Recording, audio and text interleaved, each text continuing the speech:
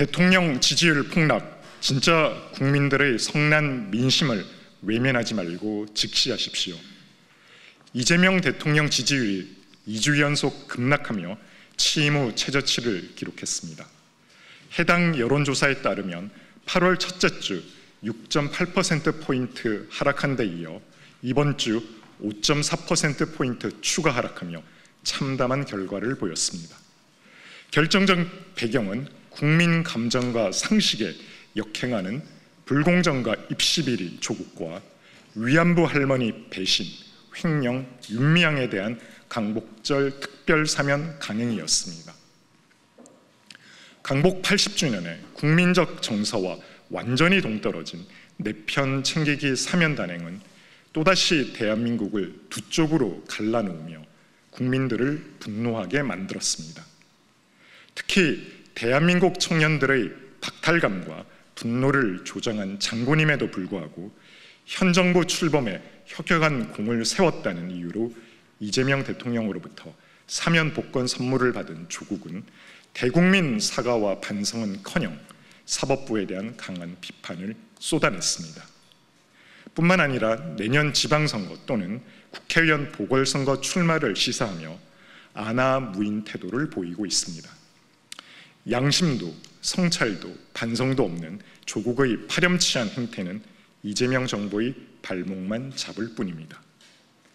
주식 양도세 기준 하향으로 1,500만 개미 투자자를 상대로 뜬금없는 점쟁을 선포하더니 증시를 패닉 상태로 몰아넣은 것도 모자라 이제는 사실상 정부를 인재를 자초하고 있습니다.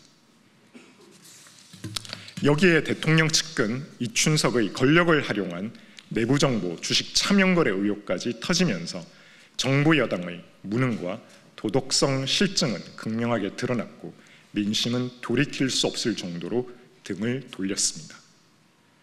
강복절 국민 임명식은 셀프 대관식의 극치였습니다.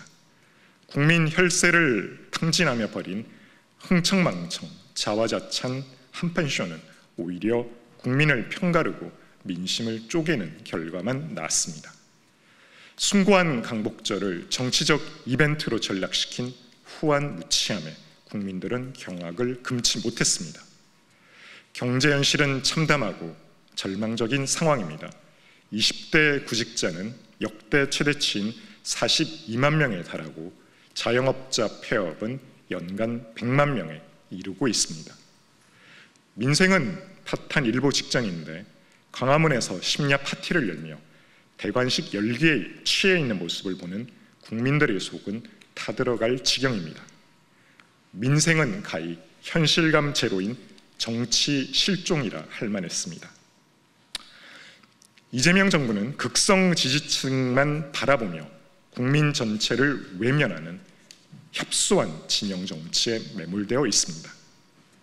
민주당 강성 지지층 중 중심의 정책이 중도층 이탈을 초래했다는 분석에 어느 누구 하나 제대로 된 대꾸조차 내놓지 못하고 있습니다.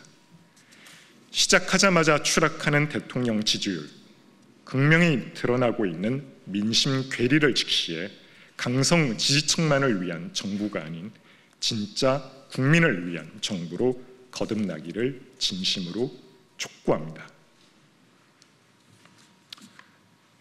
혹시 지금 이게 생방송은 아니죠? 그러면 제가 아까 읽었던 부분 중에서 한 부분만 더 명확히 하도록 하겠습니다.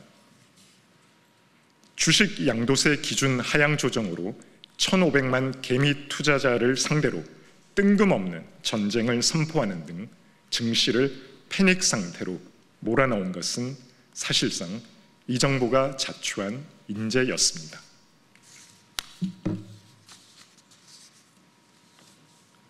다음은 방송장악 언론 통제에 대한 논평입니다.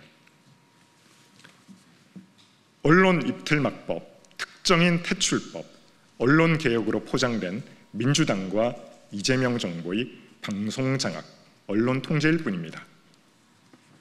언론개혁으로 포장된 민주당의 방송장악 시도가 정권 입맛에 맞지 않는 인사 한 명을 내쫓기 위해 멀쩡한 국가기관을 통째로 허무는 지경까지 이르렀습니다. 브레이크 없는 오만한 권력의 폭주가 어디까지 이어질지 심히 우렵습니다.